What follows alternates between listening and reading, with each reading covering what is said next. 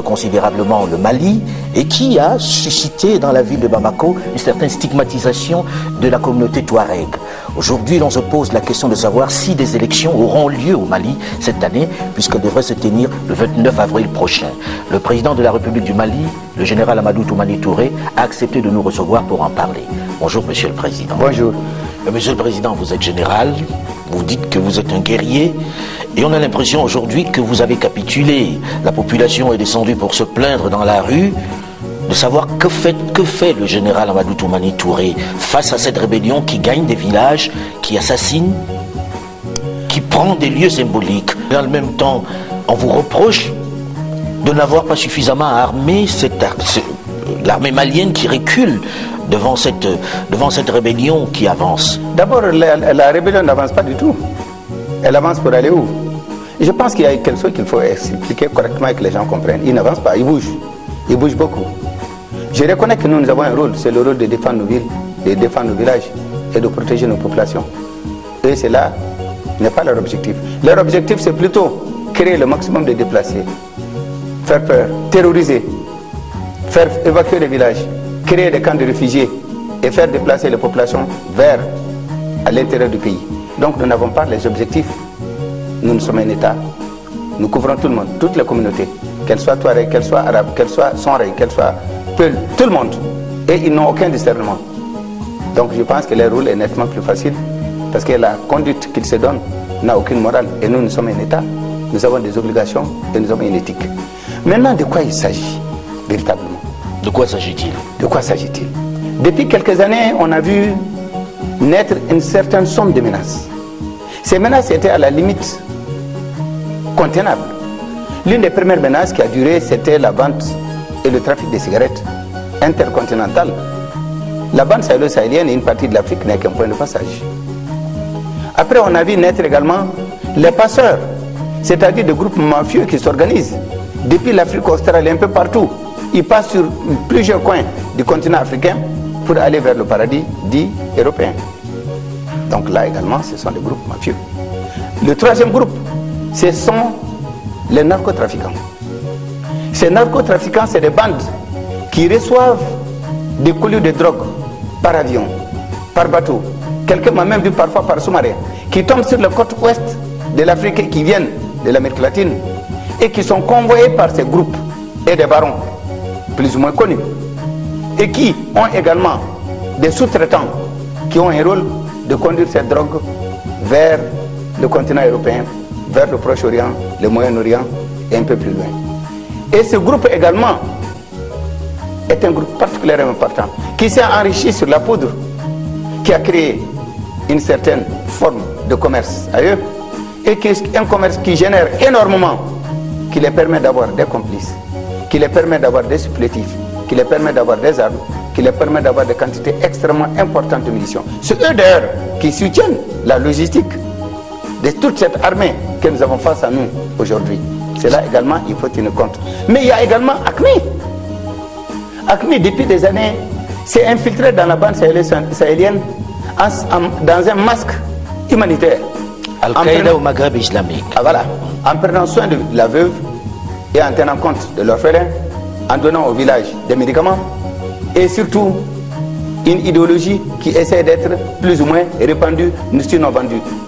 Cette idéologie ne passe pas. Le Mali est un pays qui a connu l'introduction de l'islam depuis le 9e siècle.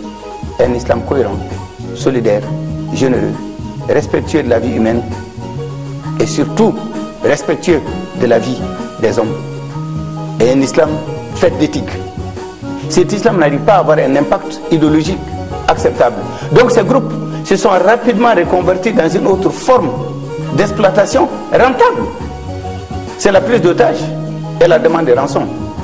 Et avec ces différentes demandes de rançon et des différentes rançons extrêmement importantes parfois qu'ils ont reçues, ils ont réussi à se créer des complicités, à construire des armées, à avoir des matériels, à équiper.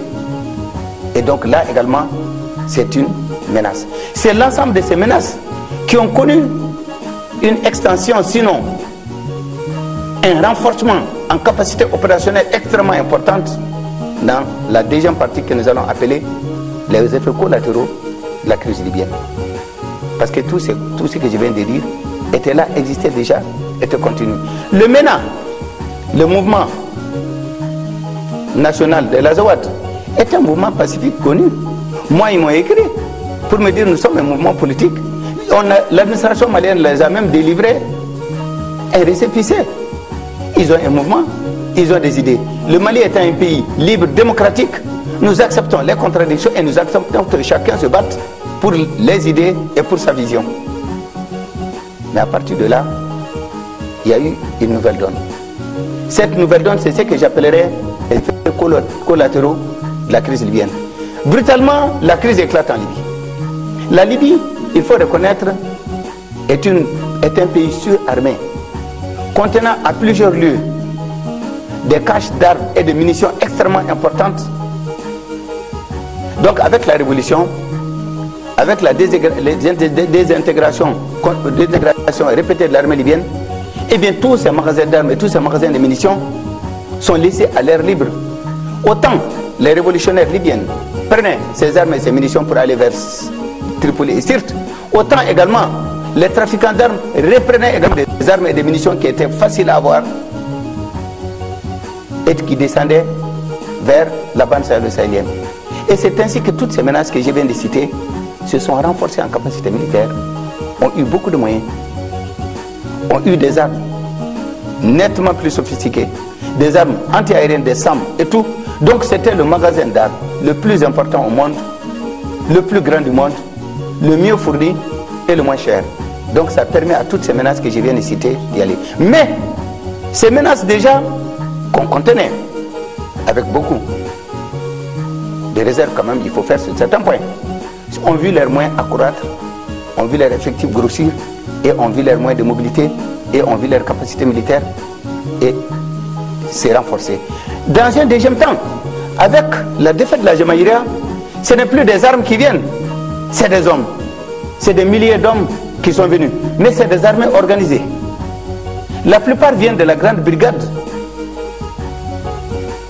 de Kadhafi.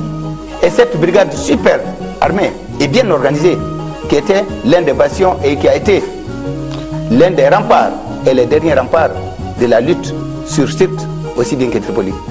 Ces gens sont venus en grande masse et ont déferlé dans la bande sahélo-sahélienne. Et la bande sahélo-sahélienne, c'est la Mauritanie, le Mali, un peu le Burkina, le Niger, l'Algérie, le Tchad, la Libye et le Soudan. Vous parlez du trafic de drogue, le passage vers l'Occident, le passage vers l'Europe pour vendre de la drogue qui arrive d'Amérique latine. On vous accuse aussi, Monsieur le Président, de le savoir depuis longtemps et de n'avoir rien fait, qu'il y a même des complicités au sein de votre propre armée. Ce n'est pas vrai. S'il y a des complicités, c'est ceci au niveau de MENA aujourd'hui. Parce que la logistique, 300 à 350 véhicules qui se promènent dans cette bande, ces 300 et 350 véhicules ont besoin de carburant, ont besoin de pneus, ont besoin d'huile, ont besoin d'une réparation. Ce nombre d'hommes, de combattants que nous avons estimés particulièrement importants, ont besoin de logistique et d'alimentation. Qui les nourrit? Où se ravitaillent-ils? C'est ces narcotrafiquants qui veulent avoir un espace encore plus libre pour sur lesquels peut-être vous avez fermé les yeux, Monsieur le Président. Fermer sur les yeux, c'est loin de dire. Et c'est facile. Pour quelles raisons fermerons-nous les yeux? Nous nous battons. Nous nous battons contre un trafic. Toute votre armée? Nous nous battons contre un trafic transfrontalier qui passe d'une frontière à une autre. Nous rattrapons. Nous emprisonnons. Nous avons tout un groupe et des groupes que nous arrêtons, que nous mettons en prison. Mais donc, pensez que nous fermons les yeux. Pourquoi nous allons fermer les yeux? Il y a une chose qui est sûre. La drogue a quitté quelque part pour arriver ici. Eh bien, il fallait l'empêcher de quitter. Nous, on ne plante pas la drogue dans le désert. Il n'y a pas un arbre qui pousse. Les fleurs ne poussent pas non plus. Et encore moins les plantes de la drogue. Donc, d'où est-ce qu'elle vient? La drogue est intercontinentale. Elle ne nous est pas destinée. Nous n'en consommons pas chez nous. Si nous sommes une zone de passage, malgré nous, mais sûr et certain que si on ferme le départ et que l'arrivée également ne reçoit pas, eh bien le trafic va cesser. Donc c'est tout un dispositif large qui implique plusieurs pays, qui implique même des continents et qui implique plusieurs services qui est là. Chacun a une part de responsabilité. Donc dire qu'on ferme les yeux, c'est trop dire. Nous nous battons avec les moyens que nous avons. Alors après la drogue, il y a la rébellion Touareg. La rébellion Touareg qui réclame aujourd'hui l'indépendance de cette région dite de l'Azawad. Est-ce que cette revendication, vous l'avez prise au sérieux? Est-ce que vous en avez suffisamment discuté? Et en réalité, est-ce que cette zone Touareg n'est pas un peu laissée pour compte dans le programme du Mali, dans le développement du Mali? D'abord, ce n'est pas la première rébellion Touareg.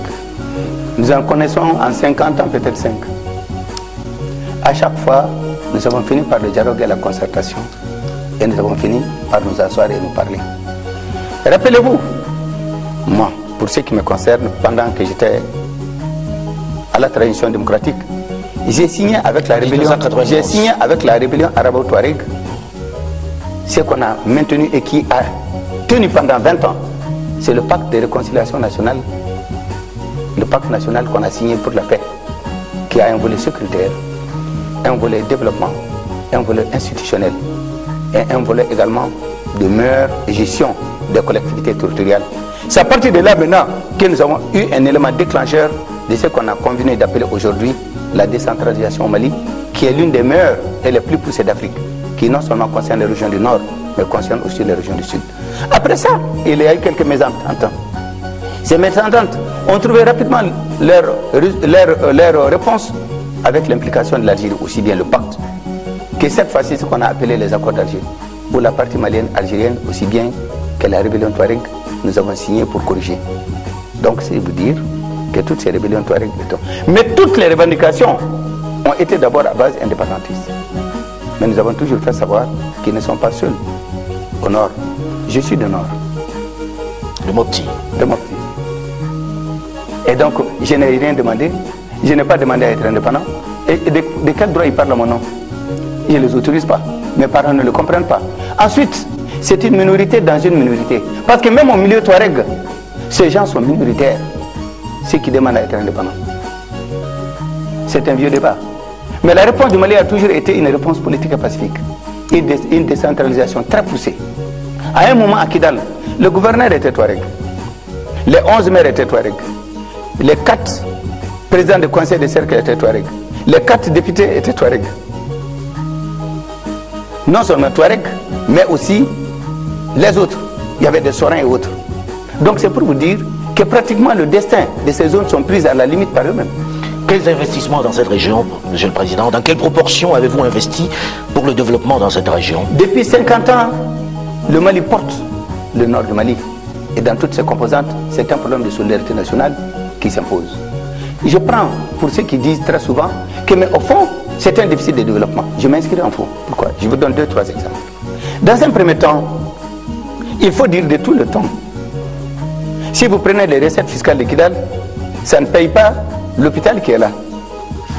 Donc c'est une solidarité nationale. Le budget et le paiement des fonctionnaires, tout est intégralement supporté par le budget d'État, c'est-à-dire ce sont les autres régions du Mali qui payent, tout à fait normal, dans une cagnotte de solidarité nationale. Ça c'est depuis 50 ans. Mais je vais vous donner un autre point. Lorsque nous avons fait les accords d'Alger, il y a eu le forum d'Alger, le forum de Kidal.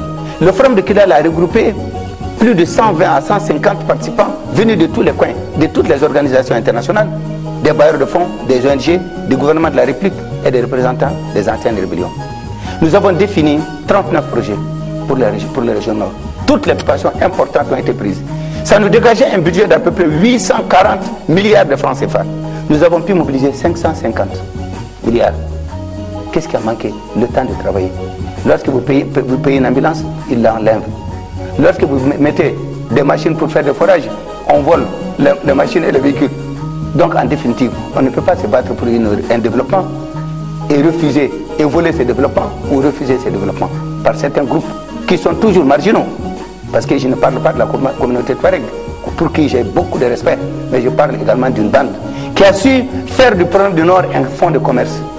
Sans ce fonds de commerce, il n'existe pas. Et chaque fois, comme si c'est récurrent chaque 10, 20 ans, ce sont les mêmes qui reviennent. Ceux contre lesquels on s'est battu en 1991, ce sont les mêmes qui sont là. Mais avec au moins une moitié qui est plutôt du côté du gouvernement de la République du Mali. Dans un deuxième temps, nous avons ce qu'on a appelé le PSPDN. C'est le nouveau projet que nous avons dégagé dans le cadre de la lutte contre la drogue, contre le terrorisme, contre le banditisme transfrontalier. C'est un programme et une politique. Cette politique qui a dégagé un programme est bâtie sur 2-3 pieds. c'est le binôme défense, sécurité et développement. Parce que nous nous sommes rendus compte que les réponses ne sont pas seulement militaires. C'est des zones extrêmement importantes, des distances extrêmement grandes. Tu peux parcourir 400 km sans rencontrer un qui vit ni un arbre. Pendant le mois de décembre, on a 1 degré la nuit. Et pendant le mois de mai, on est à plus de 50 degrés Celsius. Donc ce sont des zones extrêmement difficiles. Et la densité et la démographie est presque nulle. Donc faites-vous une idée de, comment on appelle, de la zone géographique auquel on a affaire. Alors avec le PSBDN, c'est 36 milliards de francs CFA qui ont été dégagés, dont l'argent est dans nos mains. Et nous sommes en train d'investir, nous sommes en train de rapprocher l'administration.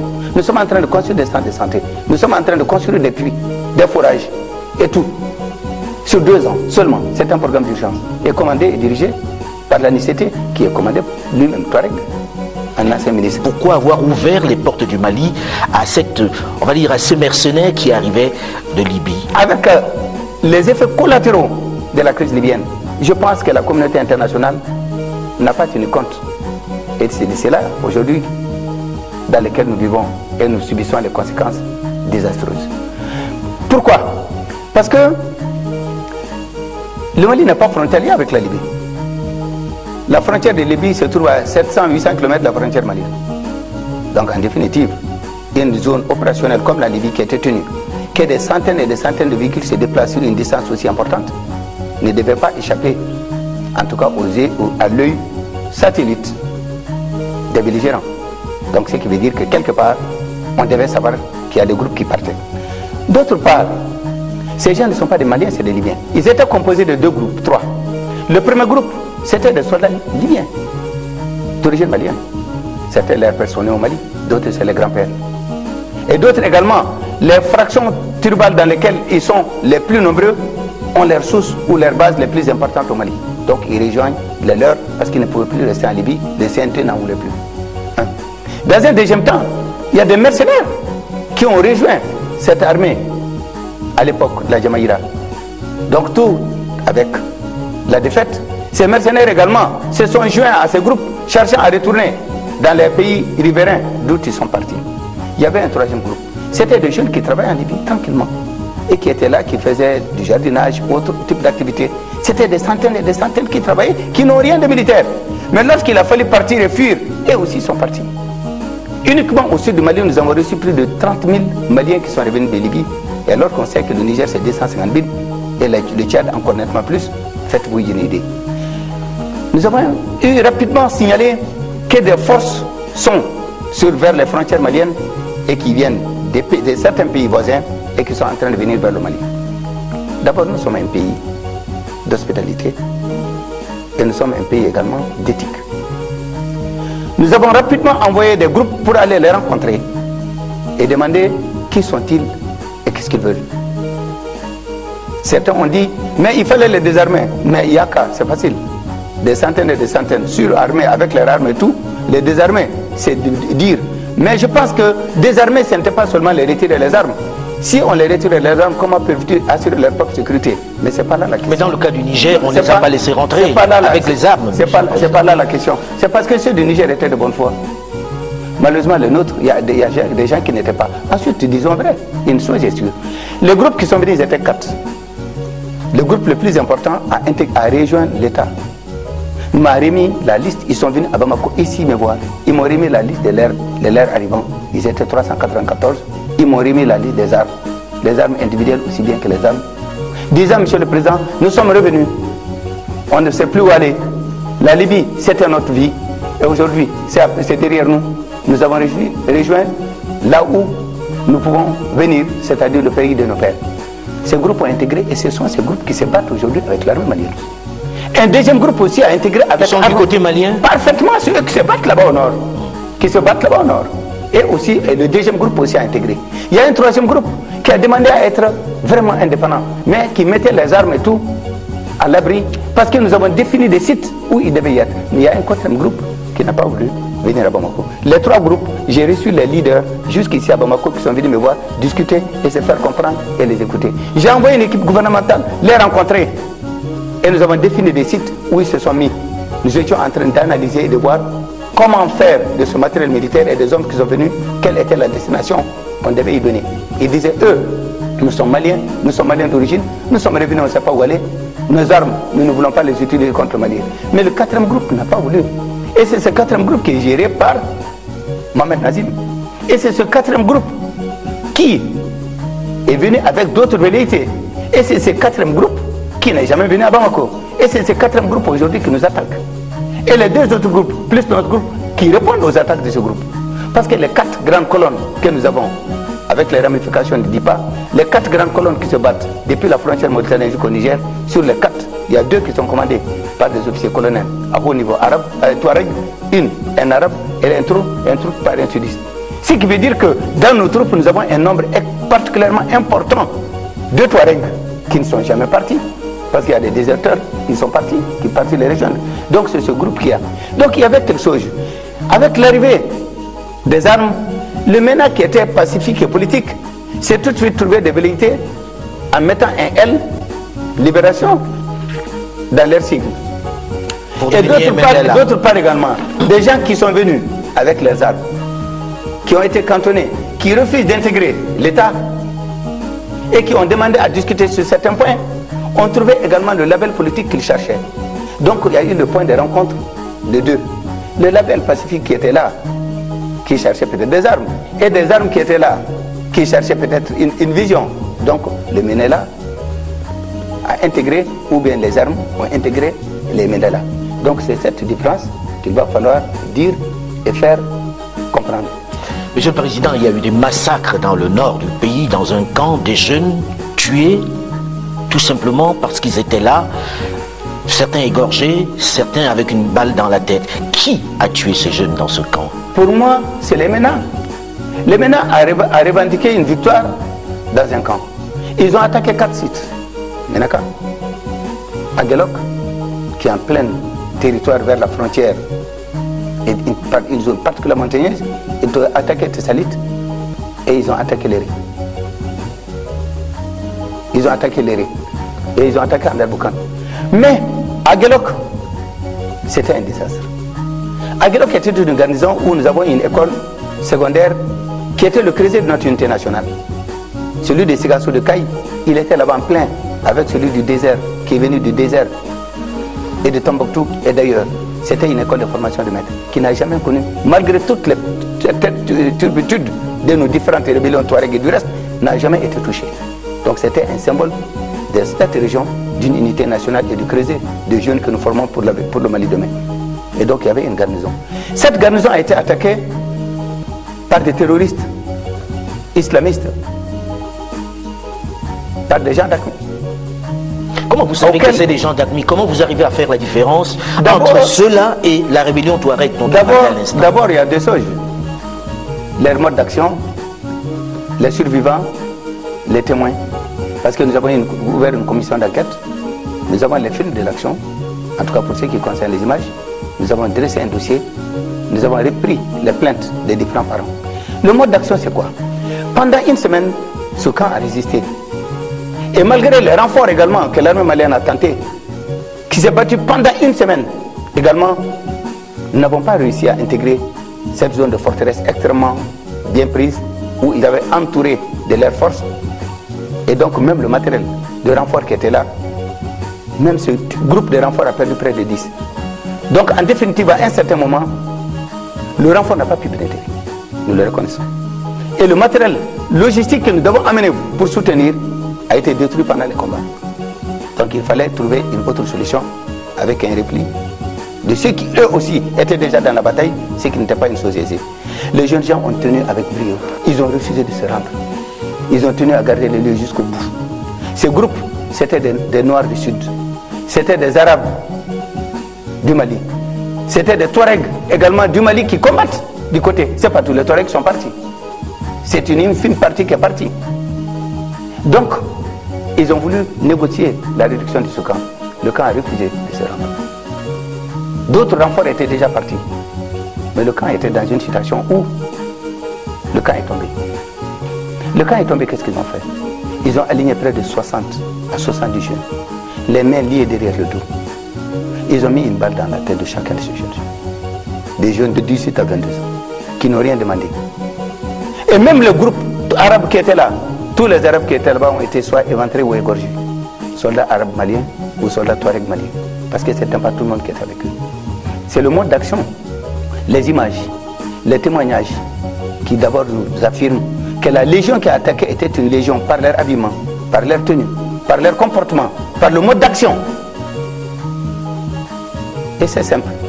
Cela aurait été fait par l'État. Nous aurons eu une communauté internationale aujourd'hui qui nous aurait exigé une commission d'enquête internationale pour venir voir ce qu'il y a. Mais pour quelles raisons si c'est fait contre l'État? Pourquoi c'est seulement l'État? Mais lorsque d'autres le font, pour quelles raisons ne vont-ils pas venir avec cette communauté internationale? Vous avez l'impression que la communauté internationale n'intervient pas suffisamment, absolument, ne réagit pas absolument. avec... Parce que j'étais sûr que si c'était l'État, on nous aurait demandé des comptes. Eh bien, si c'est les autres, pourquoi ne pas le demander? Pour ceux qui encore continuent à entretenir le doute, pour quelle raison ne pas mettre une commission d'enquête et venir vérifier ce qui s'est passé? Nous avons tous les éléments. Nous avons tous les éléments de preuve qui peuvent être mis à l'instruction. C'est le MNLA qui a revendiqué la victoire de Aguelok. S'il revendique la victoire de Aguelok, mais comment peut-il se départir des atrocités et du crime de guerre de Aguelok? Je ne les accuse pas formellement, directement, à eux de se défendre.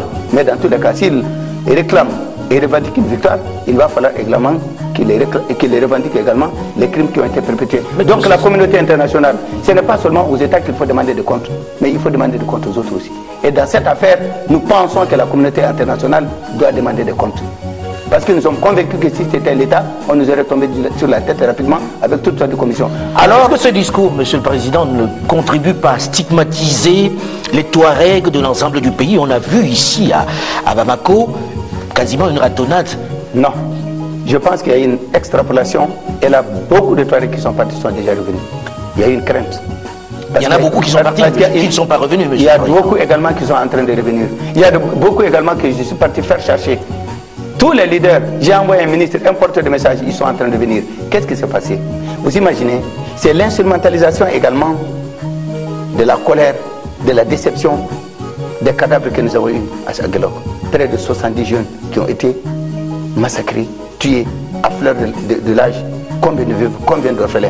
Une maman est venue me voir il y a 2 jours. Elle me dit, Monsieur le Président, ce n'est pas la faute du Mali. Mon fils s'est engagé. Il a déjà fait 2 expéditions de rébellion au nord. Il est toujours revenu. Il a 2 femmes, il a 4 enfants. C'est lui qui soigne son père malade et c'est lui qui m'entretient. Mais je suis venu vous dire, Monsieur le Président, si c'est pour le Mali, nous sommes entièrement d'accord. Et attends, je ne refuterai pas. La colère de tout a été instrumentalisée par des groupes fondamentalistes maliens, classiques aussi, et politiques, qui ont fait de ça un fonds de commerce aussi, il faut le dire.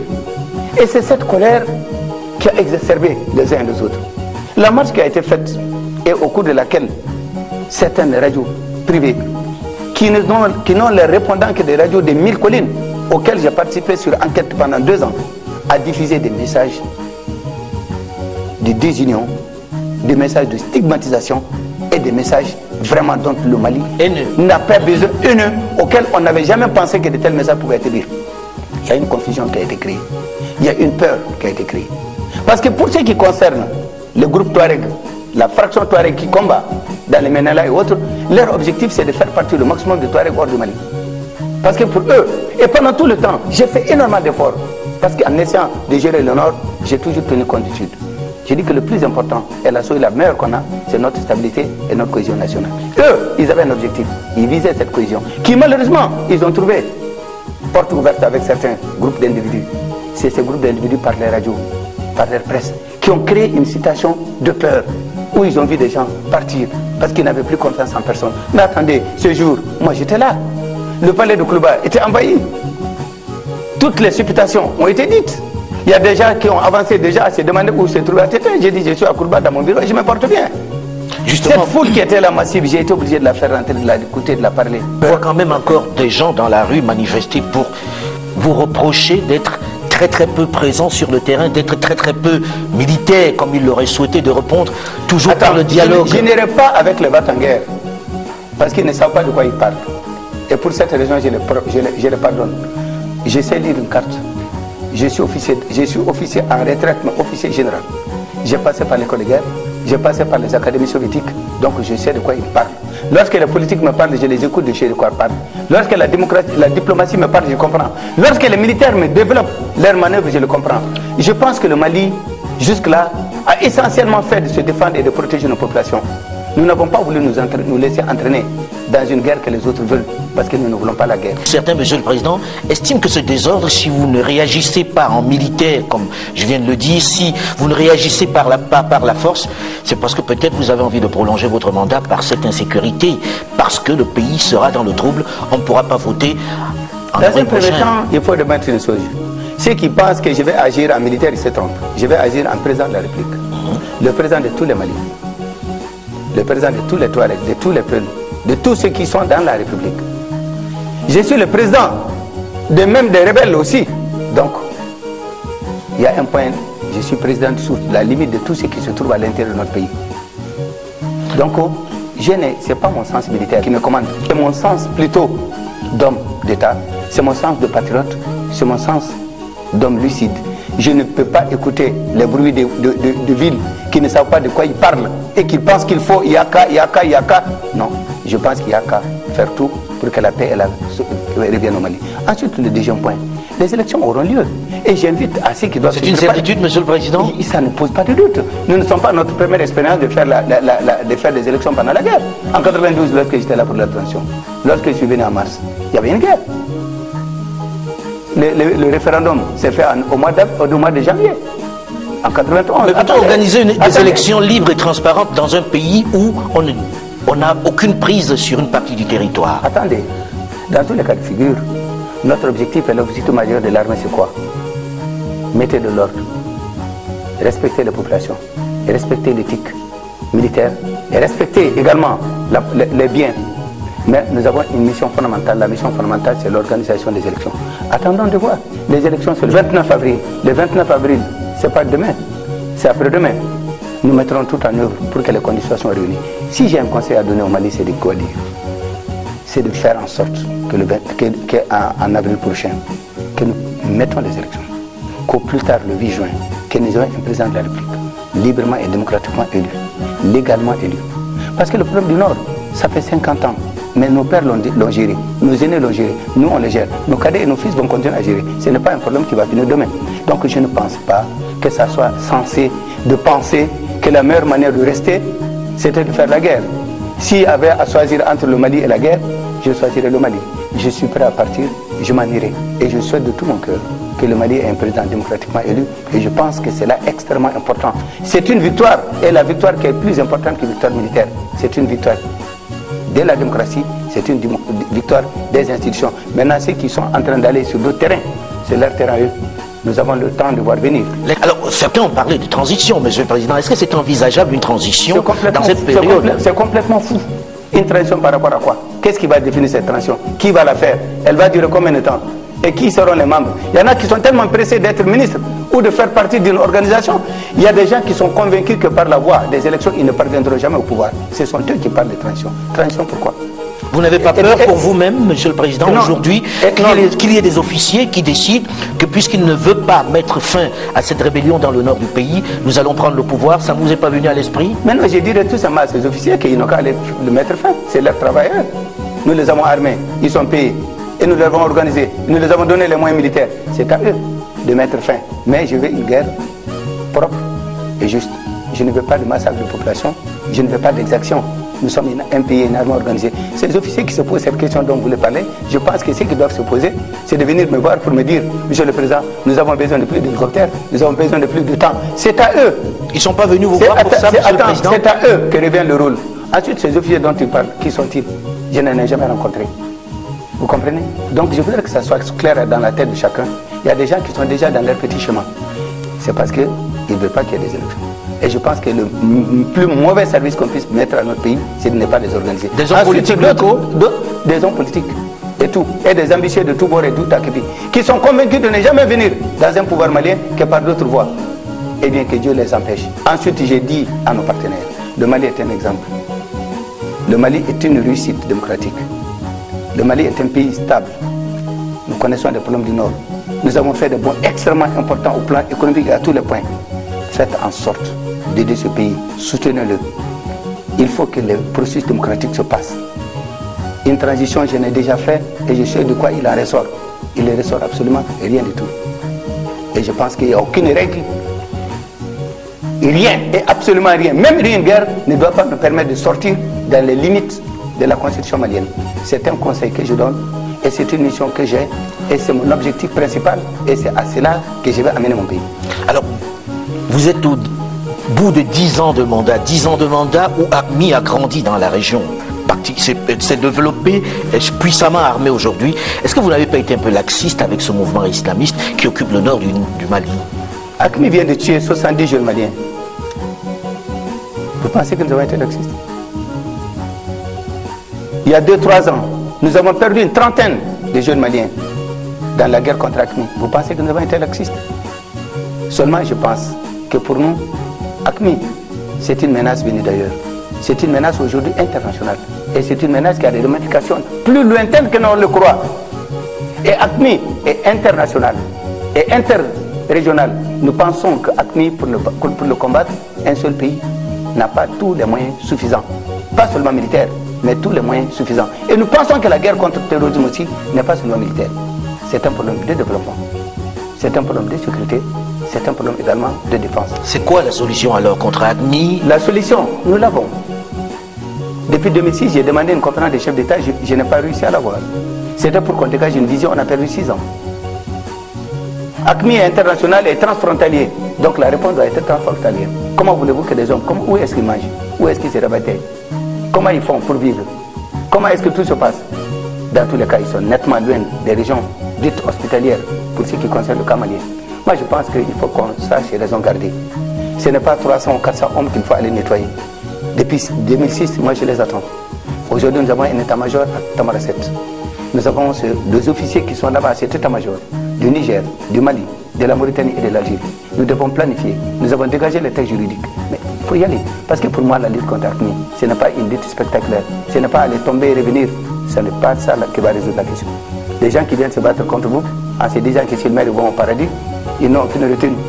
Mais par contre, lorsqu'on doit lutter contre un mouvement qui est transfrontalier, il faut des solutions transfrontalières. Mais pourquoi cette coopération a du mal à se mettre en place?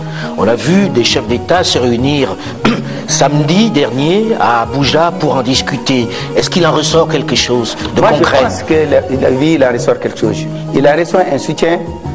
La CEDEAO a donné un soutien politique et a transmis un message clair et net.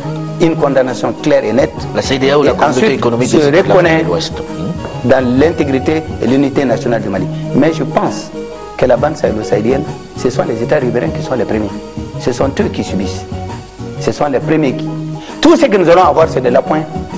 Mais je pense que la guerre nous incombe. Raison pour laquelle le Mali s'est dit, il faut une politique. Il faut aller loin. Il faut aller tous ensemble. Il faut aller loin et il faut rester longtemps. Il faut occuper toute cette bande sahélo-sahélienne avec nos armées. Il faut aller pour un programme de 3-4, un programme de 5 ans. Créons une cohabitation qui n'est pas profitable à AQMI ou du reste. Prenons tout ce qu'il y a, occupons notre désert. Un seul pays n'a pas les moyens de le faire. Parce que les gens auront toujours le repli et les replis tactiques de pouvoir aller dans un autre pays voisin. Parce que ce sont des gens qui... Là où ils mangent à midi, ils ne déjeunent pas. Et là où ils déjeunent, ils ne dînent pas. Et là où ils dînent, ils ne dorment pas. Ce sont des gens en constant mouvement. Et donc de frontière à frontière. Et donc pour cela, il faut que tous ensemble on bloque. Le Mali est partisan de cela. Nous pensons, après l'Algérie, nous sommes certainement parmi les pays qui ont payé, en tout cas, le plus lourd tribut des atrocités et de la guerre contre AQMI. Et lorsqu'on vient nous dire que vous ne faites pas assez, vous ne faites pas rien du tout, voilà ce qui nous est revenu. N'est-ce pas un peu frustrant de terminer son mandat sur ce climat de crise, dans cette situation de guerre dans le nord du pays? Mais vous savez que je suis venu également une fois dans une situation de crise. Donc je pense qu'en mars 91, il y avait la rébellion, il y avait la révolution et il y avait la rébellion. Et il y avait tout. Il y avait toutes les difficultés. Un jeune lieutenant-colonel avec son groupe, officiers, sous-officiers et les mouvements démocratiques, nous sommes venus, nous avons pris le Mali pendant 14 mois. Et à partir de là, nous avons mis en place un système démocratique et un processus qui aujourd'hui, 20 ans après, marche bien. Et donc, si je vais dans une crise aussi, eh bien, je pense que je ferai tout pour atténuer le maximum cette crise. Mais m'en aller. J'étais tellement heureux d'avoir fait ce pays. J'étais tellement fier de ce que nous avons réalisé. Moi-même, parfois, lorsque je regarde ce que le Mali a réalisé, je me dis, mais comment on a fait pour obtenir tout ça?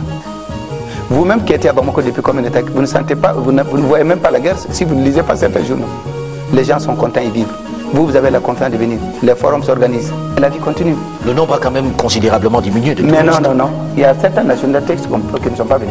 Mais lorsque j'ai été à Tombouctou, une des fois, il y a des gens qui sont venus d'Australie ou du Japon et j'ai été particulièrement impressionné. Ils ont dit si vous l'organisez, si vous l'organisez, nous allons venir. Donc moi je pense que c'est la vie et ainsi de suite. Je suis venu dans un moment de crise pour aider le pays. Aujourd'hui il y a des crises, c'est vrai, mais cela n'empêche pas la République de tourner. Nous avons quelques coups, nous avons quelques difficultés. Mais cela ne peut en aucune manière porter préjudice à la marche normale et régulière de l'État. J'aurais bien voulu vraiment aller avec un résultat brillant que nous avons obtenu, mais je pense qu'il faut dire que la vie également, c'est comme ça. Il y a les difficultés, il y a les facilités, il y a le jour et la nuit. Mais j'espère que d'ici le 8 juin, lorsque je vais remettre le pouvoir au nouveau président de la République Mali élu, j'espère que, encore une fois, la situation sera, même au nord, nettement meilleure à cela. Nous n'avons pas peur de concertation, nous n'avons pas peur de dialogue. Il y a 2 ou 3 choses qui ne se discutent pas. L'intégrité territoriale et l'unité du Mali. C'est moi qui suis le promoteur du pacte de réconciliation nationale le 11 avril 1992. C'est moi qui suis le promoteur des accords d'Alger. Et bien si je dois être le promoteur de notre accord qui tienne compte de ces 2 facteurs, tout le reste est discutable. Merci Monsieur le Président de nous avoir reçus. Merci d'avoir été aussi disponible. Je vous en prie. Le débat africain, Alain Foucault.